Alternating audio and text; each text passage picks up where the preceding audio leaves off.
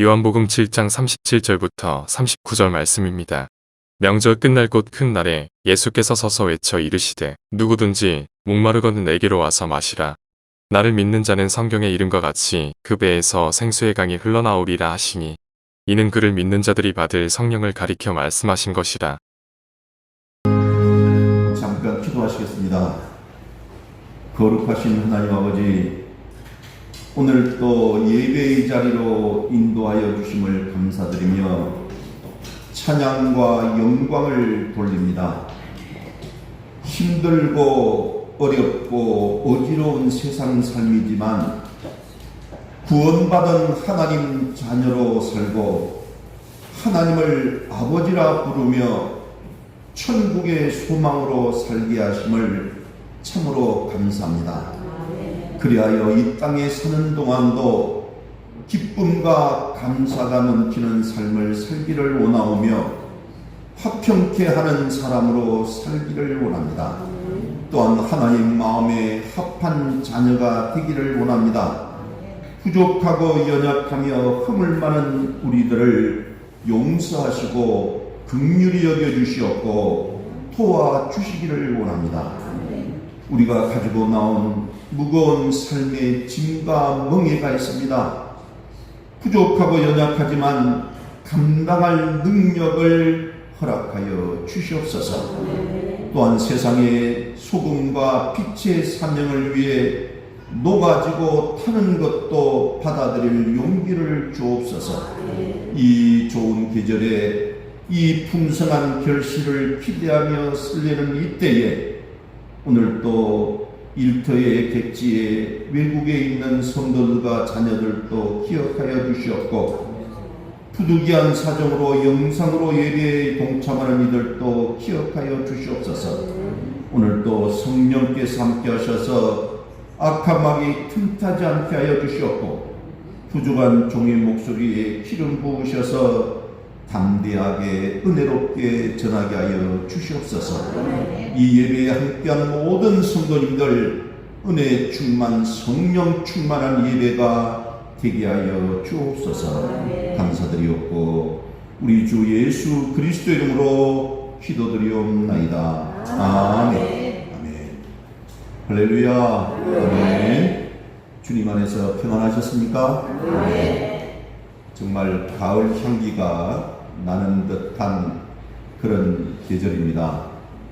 어제는 또 오늘은 비가 오는 곳도 있지만 이 비도 가을비라고 생각이 되고요.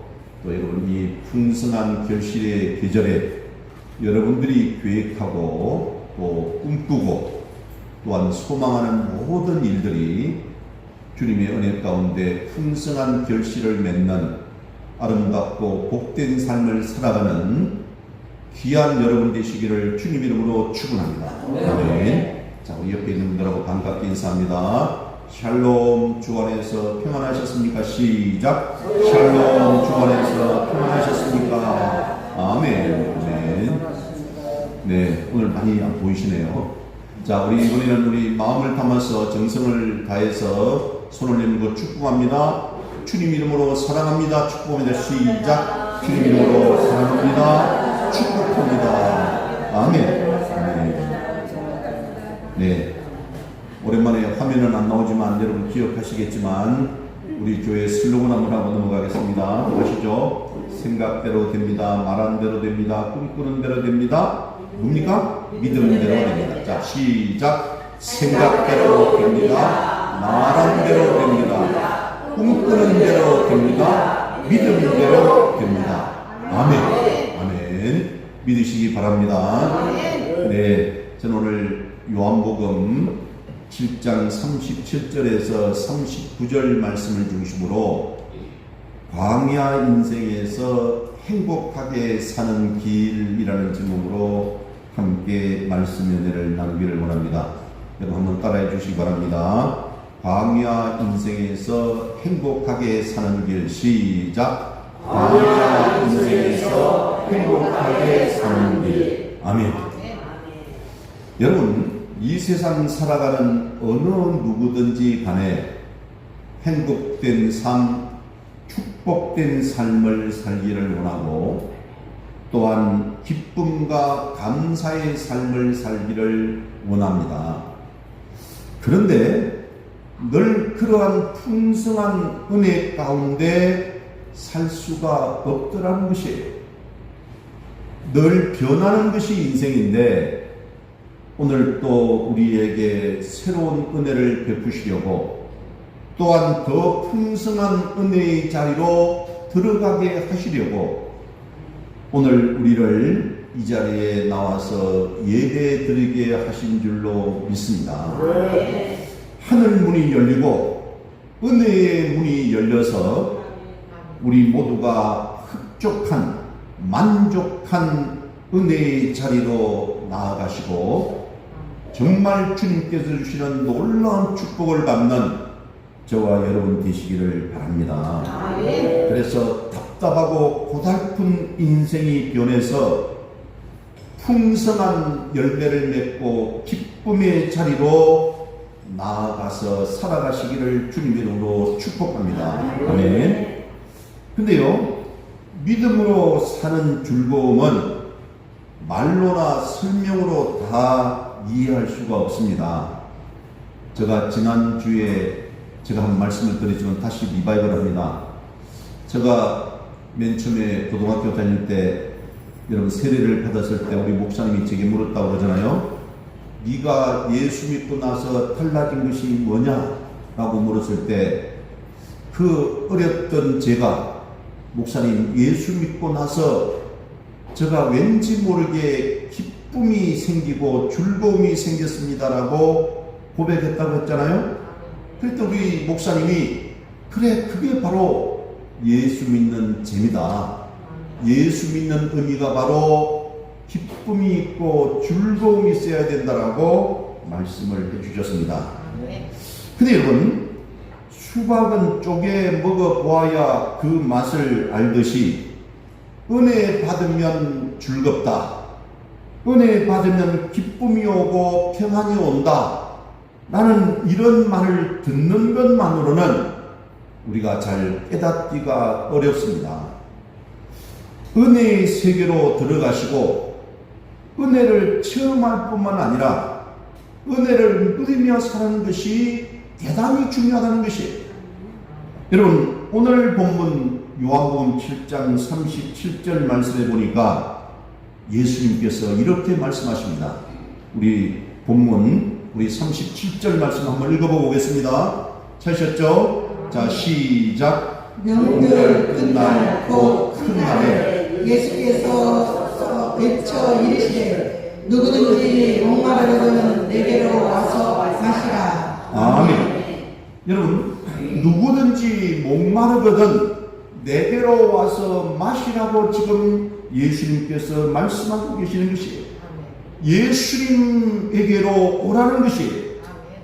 힘겨운 인생을 살면서 온갖 장애와 이 문제에 시달리면서 때로는 질병에 시달리고 환경에 절망하는 사람들을 향하여 예수님께서 내게로 오라고 말씀하고 계시는 것입니다. 근데 여러분 문제와 질병 그 자체는 결코 축복이 될 수가 없습니다. 그러나 이 문제와 질병들을 통해서 주님을 만날 수 있다면 오히려 그것이 축복의 계기가 되더라는 것이에요. 여러분 많은 사람들이 눈에 보이는 것에 대한 집착이 강합니다. 여러분 그리고 정말 감당할 수도 없는데도 불구하고 욕심이 너무나도 많아요. 이것 때문에 인생을 더 어렵게 사는 경우가 많습니다. 이 집착과 욕심 때문에 인생이 꼬이는 경우가 종종 있다는 것이에요. 우리가 포기해야 할 것 포기하지 못하면 결국에는 후회하는 인생을 살게 되는 것입니다. 포기하면 손해보고 망할 것 같은데 안 망하더라는 것이에요. 여러분 오히려 포기하니까 살 길이 열리더라는 것이에요. 언젠가 아프리카 갑자기 뭐죠? 이 원숭이, 아프리카 원숭이 이야기를 제가 드린 적이 있잖아요. 그들은 원숭이를 잡을 때 이 조그마한 이 병과 같은 들어가는 입구는 좁고 이 넓은 그런 곳에다가 이렇게 이게 덫을 놓고 있는다는 거예요. 그래서 그 안에다가 덫 안에다가 사과나 원숭이가 좋아하는 것을 놓아두면 원숭이가 와서 그것을 그 안에 있는 덫 안에 있는 그 사과를 집어 이 손을 쥐는 거죠. 그래서 이제 근데 사냥하는 사람들이 쫓아와서 원숭이를 잡으려고 그러면 원숭이가 손만 펴버리고 그 사과나 먹을 것을 놓아버리면 그냥 빠져나와서 도망갈 수 있는데 이 원숭이가 우매해서 그런지 몰라도 끝까지 이 사과를 잡고 있어가지고 결국은 사냥꾼들에게 원숭이가 잡힌다는 것이에요. 마찬가지로 우리가 그 쓸데없는 욕심, 쓸데없는 그 집착 때문에 우리 인생이 꼬이고 힘들 때가 너무너무 많은 것이에요. 지금까지의 내 경험, 내 생각이 전부는 아니라는 것이죠. 여러분, 우리에게 부족한 것은 이성이나 지식이 아니라 순종하는 믿음이라는 것이에요. 그래서 우리가 말씀의 원리대로 살아보시기를 바랍니다. 여러분, 말씀대로 살다가 벽에 부딪혀도 말씀의 원리를 벗어나지 아니하면 계속 붙들고 나아가면 주님께서 그 앞날을 책임지실 줄로 믿으시기를 바랍니다. 그래서 여러분, 잘 아시는 말씀에 보면 야고보서 1장 15절에 그 말씀이 있잖아요. 너무나 잘 아시는 말씀이지만 성경 조절 이렇게 한번 읽어보겠습니다. 성경 요절 읽기 첫 번째, 야고보서 1장 15절 말씀 같이 합독합니다. 시작. 욕심이 잉태한즉 죄를 낳고 죄가 장성한즉 사망을 낳느니라. 아멘. 근데 문제는 예수 믿는다고 해서 욕심이 사라지는 것이 아니더라는 것이에요. 그 욕심은 내가 마음을 내려놓지 않으면 죽을 때까지 남아있는 것입니다. 그래서 히브리서 12장 4절 말씀에 보니까 이 말씀이 있습니다. 이것도 성경 조절 읽기 우리 히브리서 12장 4절 말씀 읽어봅니다. 시작. 너희가 죄와 싸우되 아직 피 흘리기까지는 대항하지 아니하고. 아멘. 여러분, 우리가 죄와 싸우되 피 흘리기까지, 좀 심하게 표현하면 이판사판으로 그 죄와 싸워서 이겨야 된다라고 말씀하고 있는 것이에요. 싸우지 않으면 자연히 타협할 수밖에 없고 거기에서 끝나지가 않는 것이에요. 결국에는 죄의 노예가 되어버리는 것입니다. 사탄은 우리를 유혹할 때 대개 한 번만이라고 그렇게 유혹을 합니다. 잘못된 것을 알지만 한 번쯤이야 뭐 별 대수겠느냐 이렇게 생각하게 만든다는 것이에요. 근데 여러분, 한 번이 두 번 되고 두 번이 10번 되는 것은요 굉장히 쉽습니다. 죄의 속성은 참 묘한 것이라서 시작에 놓으면 그 다음부터는 자동이에요. 사탄이 이것을 알기 때문에 언제나 한 번만 죄를 범하라고 유혹을 하는 것입니다. 일단 한 번 죄를 범하게 되면 결국은 흠뻑 빠져버리게 되는 것이에요. 너무 좋다 보니 나중 일은 생각하지 않게 되는 것이에요. 죄의 결과에 대해서 생각하지 못하게 되어버린다는 것입니다. 여러분, 그래서 한번 따라해 주시기 바랍니다. 여러분, 유치하지만 한 번 참으면 좋은 결말이 있다. 시작. 한 번 참으면 좋은 결말이 있다. 아멘. 때로는 유혹을 참아야 되는 것이에요. 유혹을 이겨야 되는 것이에요. 그래서 한 번 참고 승리하면 우리 인생에도 좋은 것입니다. 여러분, 성공의 비결이 어디 있느냐라고 다들 말합니다. 근데 저도 살아보니까 또 저도 다른 분들을 지켜보니까 어금니를 아물고 정말 죽기 살기로 한다고 해서 성공하는 것이 아니더라는 것이에요. 여러분, 저는 가만히 보니까요, 성공하는 사람들을 보니까 하나님과의 관계, 사람과의 관계에서 성공하면 인생도 풀리고 사업도 성공하고 모든 일이 형통하다는 것이, 먼저 하나님과의 관계에서 성공하셔야 됨을 믿으시기 바랍니다. 하나님과 나와의 관계가 중요한 것이 그렇습니다. 하나님은 믿음의 사람들을 통해서, 또 기도의 사람들을 통해서, 순종의 사람들을 통해서 일하시는 것입니다. 이들을 통해서 전체를 살리시는 것이, 하나님 보실 때 저와 여러분이 이런 사람이 되면 저와 여러분 때문에 가정이 살아나는 것입니다. 내가 속한 일터가 회복되는 것이에요. 우리 교회의 그 셀 구역이 살아나고, 교회가 살아나고, 이 사회와 이 나라가 살아나게 되는 것이, 당장 수입이 얼마냐가 중요한 것이 아닙니다. 여러분, 얼마나 대우받고 사느냐가 문제가 아니에요. 어떤 위치에 있든지 어떤 처지에 있든지 간에 내가 이런 하나님께 쓰임받는 사람이 된다는 것 자체가 축복이고 의미가 있는 인생인 줄로 믿으시기 바랍니다. 여러분, 하나님의 눈은요, 저를, 여러분을 바라보고 계십니다. 우리 믿음의 사람들은 그래서 코람데오라고 해서 하나님 앞에서라는 표현을 많이 하잖아요. 하나님이 지금 지켜보고 있다는 것이에요. 우리는 그것을 종종 잊어버릴 때가 많아요. 저도 그렇습니다.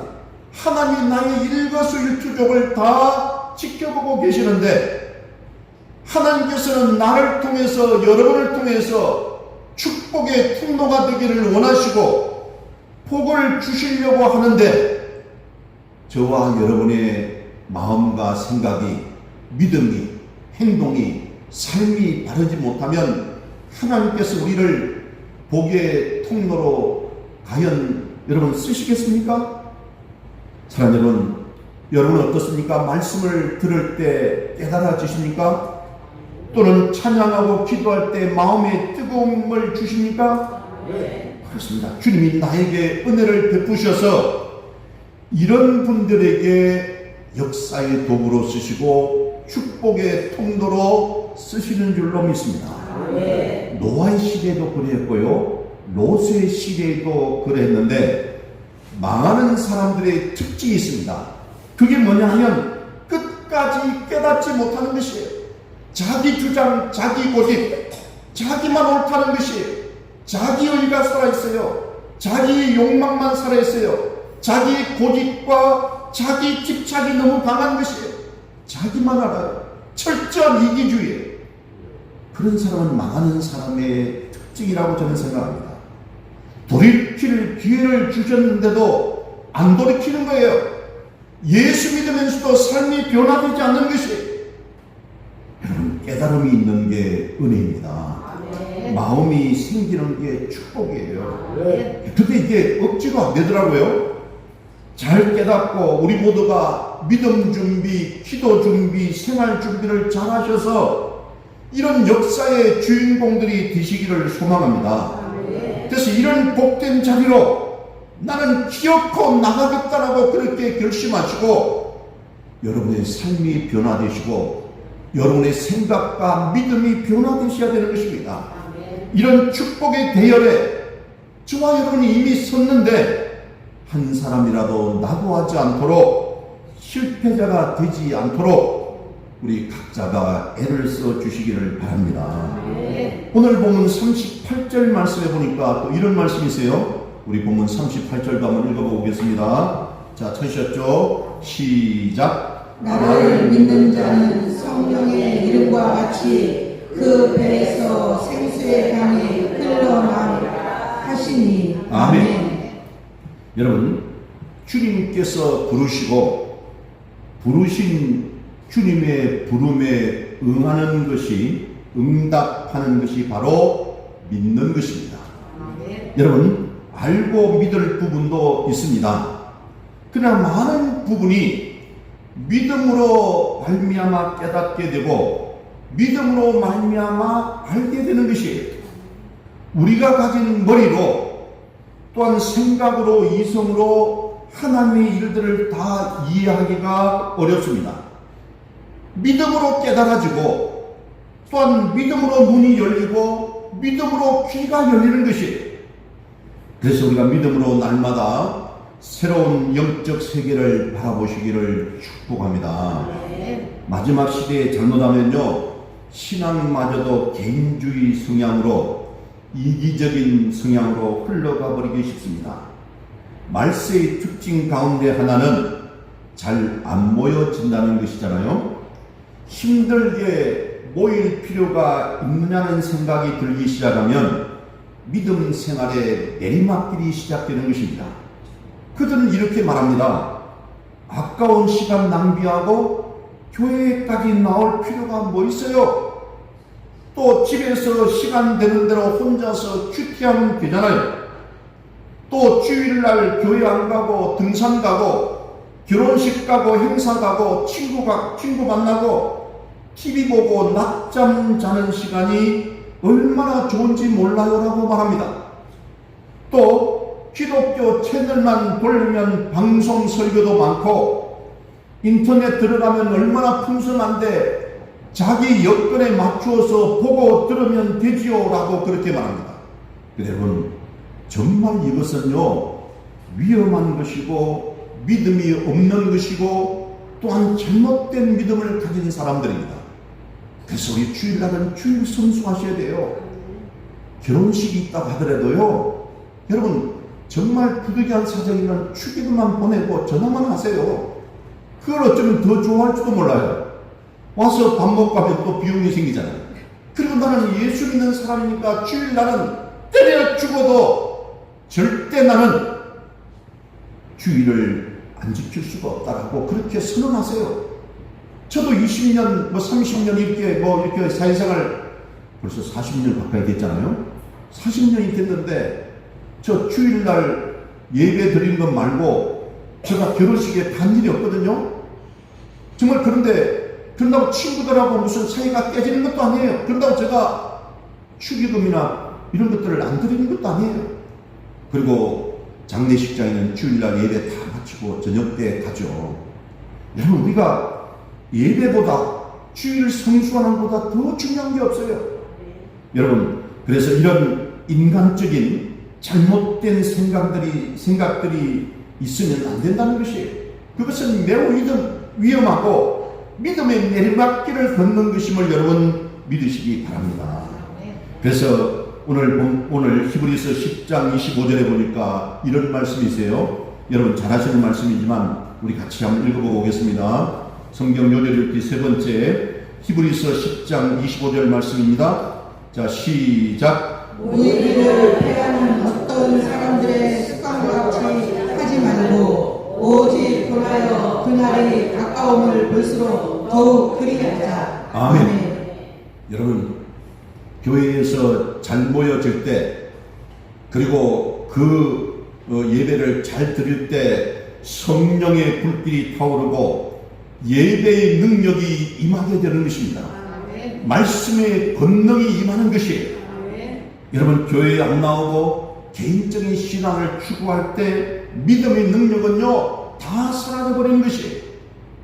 여러분, 간절하고 절박하면요 교회에 와서 찬양하는 그 순간 모든 문제가 다 사그라지는 것 같아요. 그죠? 그리고 주시는 그 말씀을 통해서 내가 은혜 받고 한 주간 동안 그 말씀 붙잡고 살아가겠다고 다짐하면 여러분의 삶은 축복의 삶으로 한 주간 쫙 열리는 거예요. 여러분, TV 예배는 보지만 여러분, TV 예배를 통해서 우리가 그 말씀을 듣고 알고 있지만 능력이 나타나는 것은 아닙니다. 여러분, 모양은 있는데 알맹이가 없는 것이고요, 능력이 나타나지 않는 껍데기 믿음 되는 거예요. 한마디로 죽은 믿음이 되는 것이에요. 여러분, 할 일 없어 시간이 남아서 저와 여러분이 교회에서 모이는 것이 아니잖아요.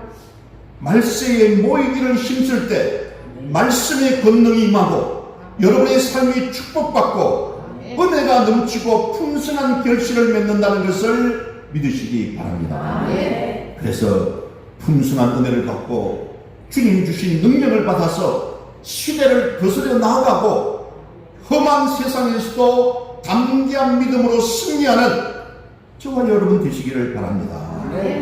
우리는 지금 환경이나 여건을 볼 때 사실 많은 복을 누리고 있습니다.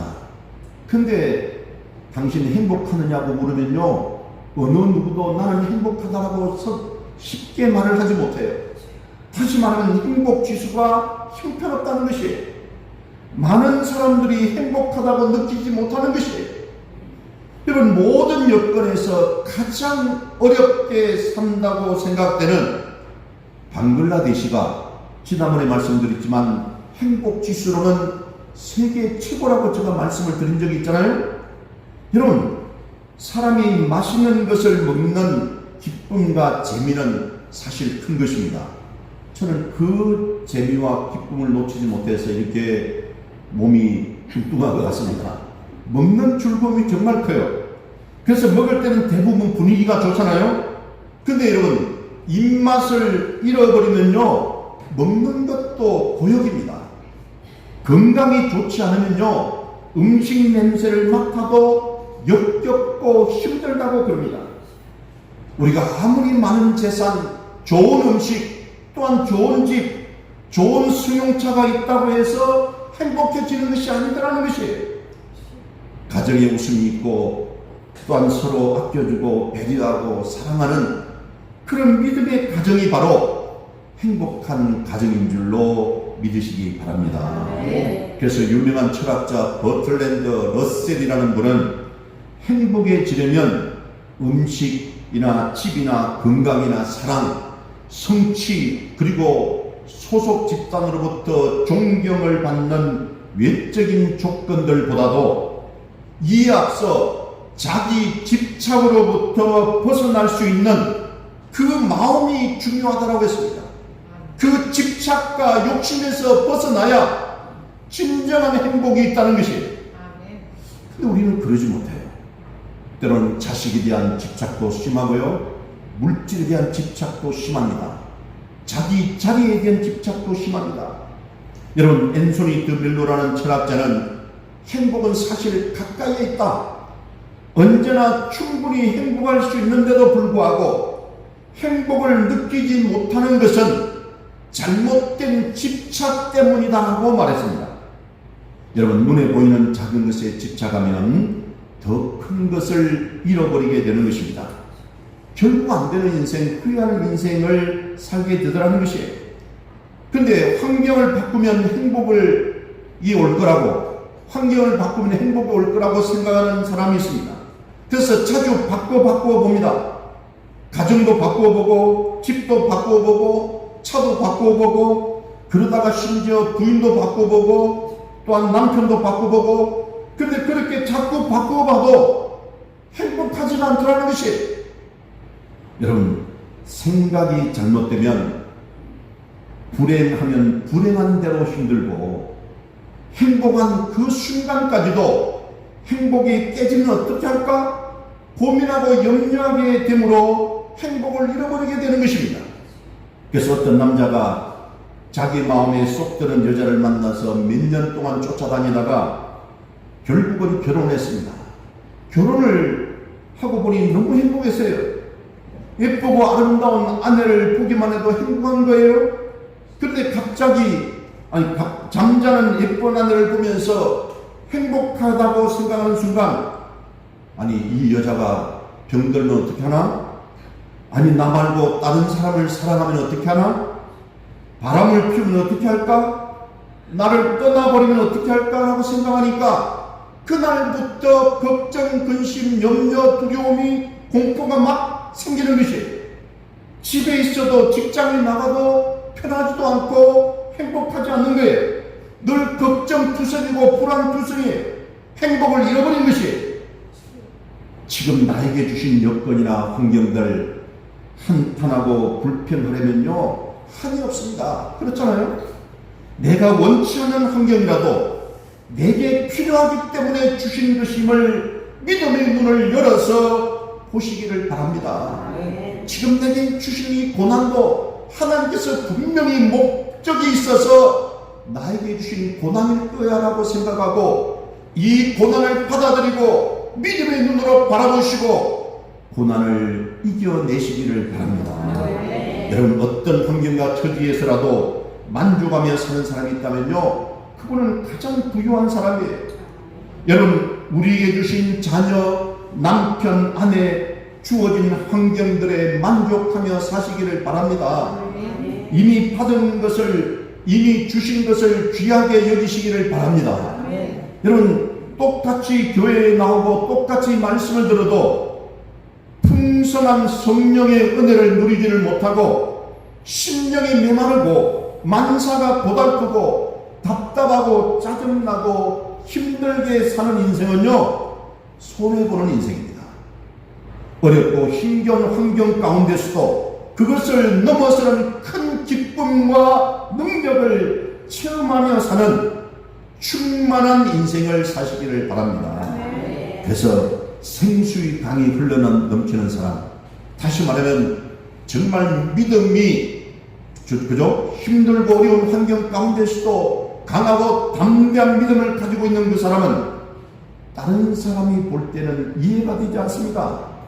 그런데 그 사람은 여러분 담대한 믿음으로 이기는 것이에요. 그것은 왜 그렇습니까? 그 담대함이 어디에서 나옵니까? 주님께서 주시는 기쁨과 남모르는 즐거움이 있기 때문에 그렇습니다. 이 땅에 사는 것이 끝이 아니에요. 이 땅에 사는 것은 유한한 것이잖아요. 오늘 이 자리에 있는 저와 여러분 결국은 이 땅과는 작별을 해야 되는 것입니다.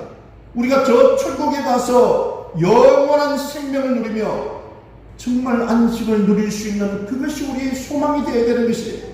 그리고 이 땅에서 당하는 어려움과 고난과 그 고통은 우리가 담대한 믿음으로 이겨내야 되는 것이에요. 그렇습니다. 그곳이 비록 사막이라도 생수만 있으면 나무도 잘 자라고 그곳이 사막이라도 생수만 있으면 물고기도 살 수 있는 거예요.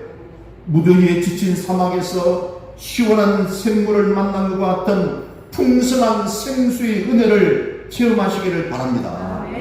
믿음으로 나가면 결국은요 성공하고 승리하는 되는 역사를 보게 됩니다. 그래서 문득 그 생각이 들더라고요. 매도 늦게 맞으면 더 많이 맞고 복도요 늦게 터지면 더 크게 주시는 줄로 믿습니다. 그죠? 여러분 사람이 주로 낙심하는 것은요 내 힘으로 무엇인가를 해보려고 하는 그 마음 때문에 근데 내가 하려고 하다가 안 되니까 나의 한계를 느끼게 되니까 낙심하는 거예요. 그런데 믿음의 사람은 그게 아니잖아요. 어떤 경우에도 신앙의 지조를 지키면 믿음으로 나아가면 모든 것이 합력하여 선을 이루어 주시고 복을 주실 것이다라는 믿음으로 나아가는 것이에요. 낙심하는 시간에 기쁨과 감사와 평강의 하나님을 바라보는 것이에요. 이런 축복의 자리로 저와 여러분이 나아가시기를 주님 이름으로 축원합니다.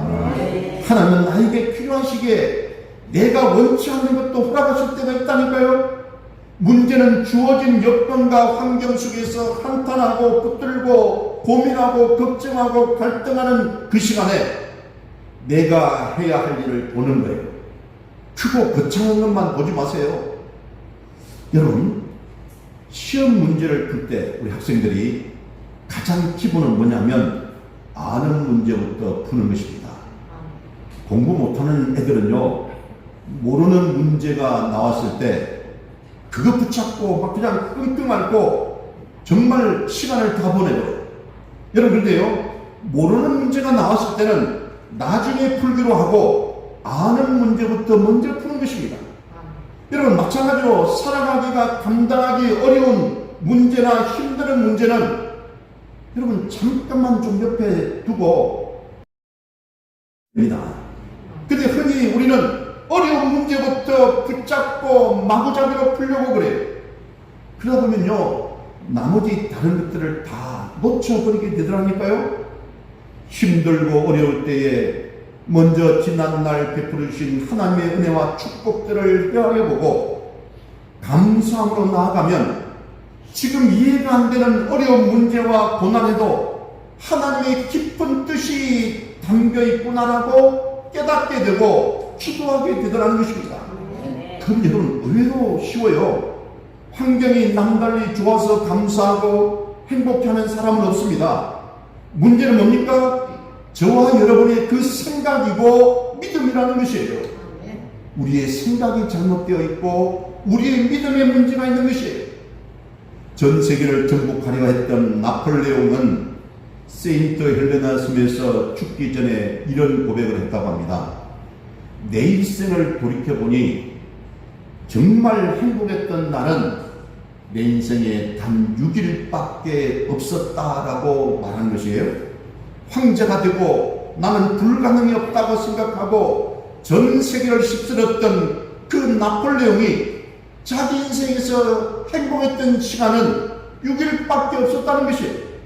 근데 여러분 잘 아시지만 듣지도 못하고 보지도 못하고 듣지도 못하는 삼중의 장애를 앓고 있었던 여러분 헬렌 켈러 같은 유명한 분이시잖아요.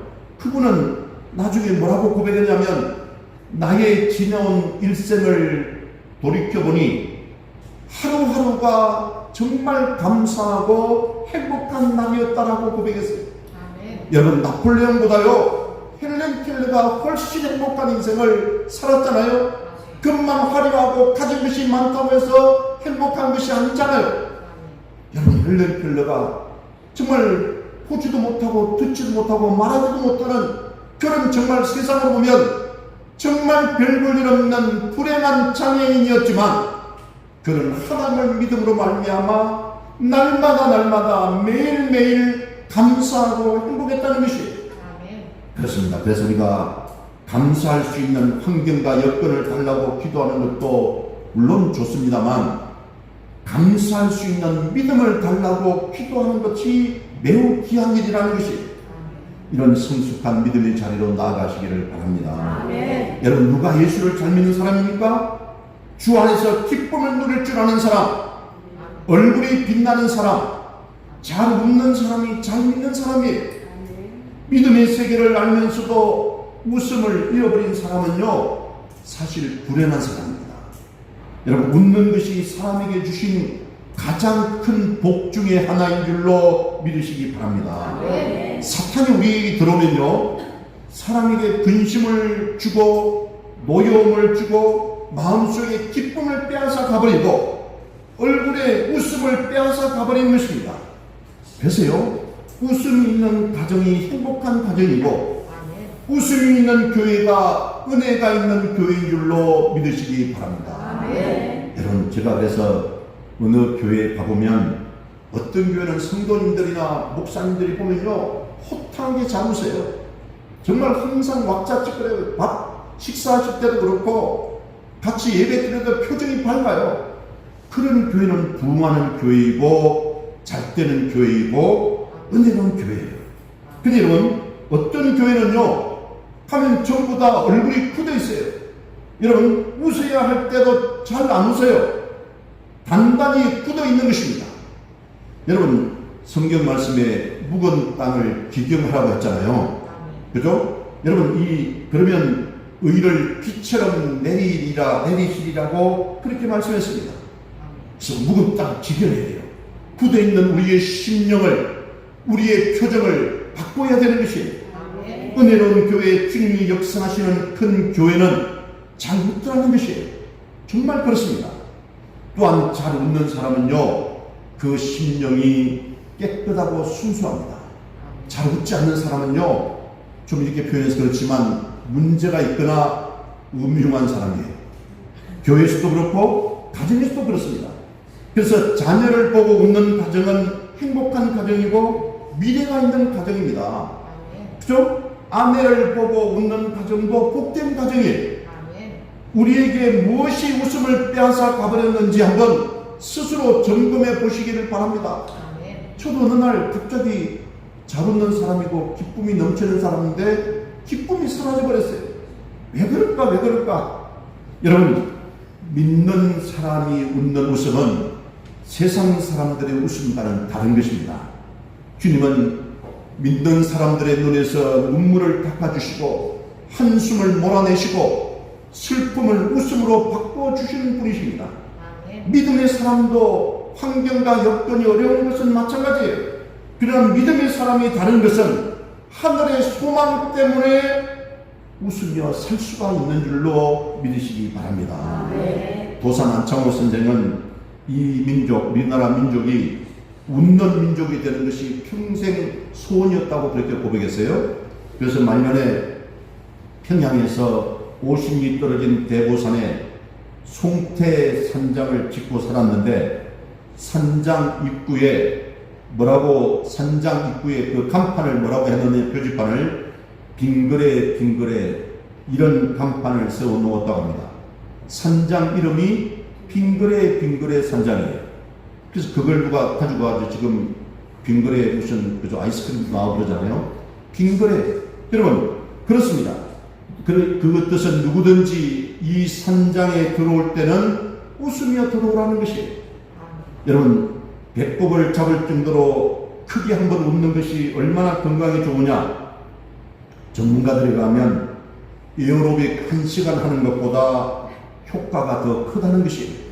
한번 호탕하게 웃는 것. 여러분 또 웃음이 항암제 역할을 한다는 이야기 들어보셨잖아요.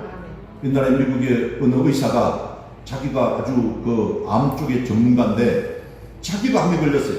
그죠? 그래서 이분이 수술을 하지 않고 그 당시에 있는 그 TV에 나오는 여러 가지 그 요즘 같은 개그 프로그램 이런 거죠. 코미디 프로그램에 있는 TV 그걸에 있는 그 내용들 웃는 그런 것들을 다 복사를 해가지고 녹음을 해가지고 비디오 테이프를 녹음해가지고 자기가 자기 집에 있으면 자기 혼자 어디 따로 가서 혼자 그것만 보고 하루 내내 웃었더니만 6개월이 안 됐는데 암세포가 사라져 버렸다는 거예요. 그게 실제 이야기예요. 여러분 우리 많이 웃어야 되는 것입니다. 그래서 의학계에서는 웃음 치료라는 용어가 생길 만큼 웃음이 우리에게 주는 영향은 엄청나다는 것입니다. 그래서 우리가 주 안에서 항상 기뻐하고 건강하게 사는 저와 여러분 되시기를 바랍니다. 힘겨운 인생살이 가운데서도 내가 주님 때문에 웃으며 사는 복된 사람이 되고 다른 사람에게 웃음을 주는 복된 사람으로 살아가시기를 바랍니다. 근데 웃는 것도 연습이 좀 필요해요. 그죠? 그래서 제가 책을 한번 봤더니만 남자는 어떻게 웃어야 되느냐라고 그 책에 보니까 웃는 것도 보니까 이렇게 흐흐 이렇게 웃으면 안 된다는 거예요. 그 봤더니 뭐라고 나와 있냐면 하하하 그죠? 허허 이렇게 웃어야 된다는 거예요. 그리고 여자는 이렇게 히히히 이렇게 우리 웃으면 안 된다는 거예요. 뭐라고 웃어야 된다고요? 허허. 여러분 우리 중에서 여러분 웃음이 가장 좋은 분 한번 실습 한번 해볼까요? 우리 제가 보니까 우리 신만수 안수집사님 잘 웃어요. 그죠? 안수집 잠깐 나오세요. 아니 잠깐 실수로 한 번만 와보세요. 순종하는 마음으로. 제가 볼 때는 우리 신만수 안수집사님이 아주 표정이 참 좋으세요. 그죠? 항상 웃으셔. 예? 그래 우리 안수집사님 한번 이렇게 이 웃는 모습을 여러분들에게 한번 실습을 보여드리도록 하겠습니다. 한번 그게 끝이에요? 아니 잠깐 가지 말고 아니 평소에 그렇게 웃으세요? 좀 더 호탕하게 좀 웃는 방법이 없어요? 그럼 하하 하던데 뭐 허허 한 번 더 호탕하게 한번 웃어보시죠. 같이 웃으세요. 여러분 같이 웃을까요? 자 시작.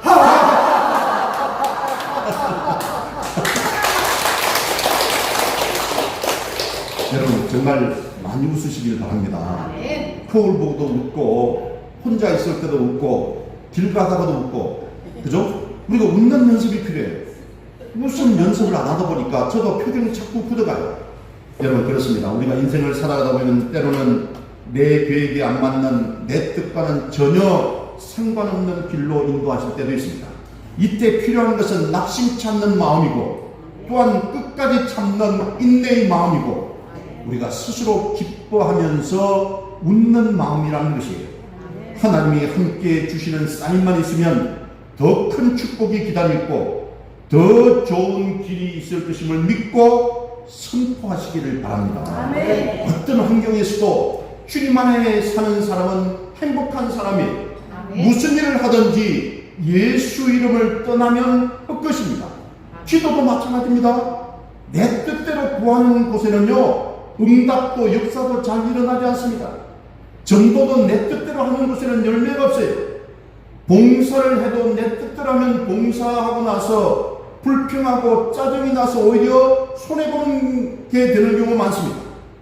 그래서 예수 이름으로 주님 뜻대로 행하는 것에 기쁨이 있고 행복이 있고 주님 영광 받으시고 교회가 여러분 가정이 부흥되고 행복하게 될 줄로 믿습니다. 이 이야기하고 마무리하겠습니다. 제가 지난 금요 기도회 때 제가 말씀을 드렸는데 제가 참 힘들게 하는 분이 계셨어요. 목사님이신데 저는 그분이 목사님이라는 게 이해를 할 수가 없어요. 그죠? 얼마나 혈기왕성하고 다른 사람들을 시기하고 질투하고 또 그리고 없는 것도 만들어가지고 다른 사람들에게 막 전하고 이런 분이었어요. 제가 전에 있던 총회에 있을 때 저를 그렇게 괴롭혔어요. 정말 저 사람 때문에 내가 정말 그냥 얼굴 보고 싶지 않다고 할 정도로 속상하고 막 이런 일이 너무나도 많았어요. 그런데 제가 그 사람을 미워하면 나만 손해잖아요. 저는 미워하지 않았어요. 그냥 외면했어요. 그죠? 그게 어쩌면 무관심이 무서운지도 몰라요. 그런데 이분이 전화가 왔다는 거예요. 지난 목요일 저녁에 전화가 와가지고 밤 11시 뭐라고 그러냐면 목사님, 아니 두 번이나 전화 와서 제가 이분이 듣기에 잠자다가 보니까 이분이어서 제가 전화를 안 받았어요. 그 문자가 왔는데 문자가 아주 굉장히 진솔하게 왔더라고요. 목사님 죄송합니다. 그동안 목사님 마음 상하게 하고 또한 목사님을 괴롭게 한 것 진심으로 회개하고 용서를 구합니다. 하늘에서 풀면 땅에서도 풀리고 땅에서 풀면 하늘에서도 풀린다는데 제가 요즘 몸이 안 좋아서 나중에 알고 보니까 암을 그러니까 남을 미워하고 그렇게 원망하고 하다 보면 자기 스스로 병이 오는 거예요. 그죠? 항상 기뻐하고 좋아하면 그런 게 없잖아요. 근데 암이 걸린 거예요. 그래가지고 가만히 생각하니까 한 6, 7개월 동안 저하고 그런 그 문제가 있는 그때 6, 7개월 동안 자기가 아무튼 기도를 했는데 기도가 되지 않는다는 것이에요. 그것 또한 문제는 암에 걸려서 이번 주에 이제 암 수술을 한다고 그러더라고요. 나중에 제가 전화를 이제 그 내용을 받고 전화를 했는데 진심으로 자기가 회개하는 그런 문자를 보내서 제가 그래도 몸이 아프다고 전화를 해서 목사님 괜찮습니다. 한편으로는 서운하고 또는 이렇게 속상했지만 다 내려놓고 목사님 제가 이미 오래전에 용서했으니까 저는 전혀 문제 없습니다. 목사님이 오히려 건강 잘 챙기시고 아무튼 회복하십시오. 저도 기도하겠습니다라고 전화를 끊었는데 한편으로는 그렇다는 생각이 들어요. 그분이 늘 혈기왕성하고 남을 미워하고 그죠? 시기하고 이런 것들이 참 이게 얼마나 삶이 허무한 것이에요. 저는 그 목사님을 직접 보지 못했지만 목소리가 보니까 상당히 심각한 것 같아요. 여러분 우리가 항상 웃고 기쁨이 넘치고 감사가 넘치고 또한 즐거움이 있으면요 우리 몸에 있는 병도 다 도망가고 또한 어떤 사단도 우리를 침범하지 못하는 것입니다. 아멘. 여러분 항상 기뻐하며 감사하며 평안한 삶을 살아가는 믿음의 승리자가 되시기를 바랍니다. 아멘. 그래서 힘겨운 인생살이 속에서도 광야와 같은 인생살이 속에서도 나는 주님 때문에 행복하게 살아가는 그런 성도, 그런 복된 가정 되시기를 바랍니다. 아멘. 그래서 믿음으로 승리하고 최후까지 웃는 그런 성도와 형통한 가정이 되시고 기쁨과 즐거움으로 행복한 인생, 승리하는 인생 살아가는 여러분 되시기를 주님 이름으로 축원합니다. 아멘. 기도하십니다. 좋으신 하나님 감사합니다. 이 험한 세상에 살아갈 때 때로는 걱정하고 근심하고 염려하고 때로는 미워하고 원망하고 불평하며 살아가는 인생이 아니라 항상 기뻐하고 즐거워하고 감사하고 평강을 누리며 살아가는 아름다운 인생, 행복한 인생, 승리하는 인생이 되게 하여 주시옵소서. 예수님 이름으로 기도드리옵나이다. 아멘.